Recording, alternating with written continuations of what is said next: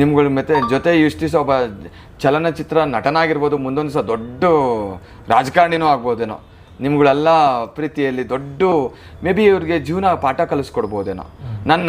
ನನ್ನ ಒಂದು ಅನಲೈಸ್ ಮಾಡೋದು. ಯಾಕಂದರೆ ಈ ಸಮಾಜಕ್ಕೆ ಇವತ್ತು ಅವ್ರಿಗೇನೆಲ್ಲ ಹೊಡ್ತಾ ಬೀಳ್ತಾ ಇದೆ, ಇದೆಲ್ಲ ಅವ್ರು ಕೂತ್ಕೊಂಡು ಒಂದು ದಿವಸ ಯೋಚನೆ ಮಾಡಿ ಮುಂದೊಂದು ದಿವಸ ಜನಗಳ ಮಧ್ಯೆ ಅವ್ರು ಬಂದು ನಿಂತು ಇದೇ ಜನಕ್ಕೆ ಅವ್ರಿಗೆ ಸಹಾಯ ಮಾಡೋಕ್ಕೆ ಬರುವಂಥ ದಿನ ಕೂಡ ಬರಬಹುದು ಅನ್ನೋದು ಇಟ್ಸ್ ಮೈ ಒಪಿನಿಯನ್. ಬರಬೇಕು ಕೂಡ ಅನ್ನೋದು ನನ್ನ ಪರ್ಸ್ನಲ್ ಇದು. ಅಟ್ ದ ಸೇಮ್ ಟೈಮ್ ಪವಿತ್ರನಿಗೂ ಅವ್ರದ್ದೇ ಆದ ಒಂದು fans, at the same Darshan ಫ್ಯಾನ್ಸ್ಗೆ ಮತ್ತು ಅವರ ಬೇರೆಯವ್ರು ಯಾರ್ಯಾರೆಲ್ಲ ಇದ್ದಾರೆ ಎಲ್ಲರಿಗೂ ಕೂಡ ಕುಟುಂಬ ಅನ್ನೋದಿರುತ್ತೆ, ಅವ್ರಿಗೆ ಆದ ಜನಗಳಿರ್ತಾರೆ.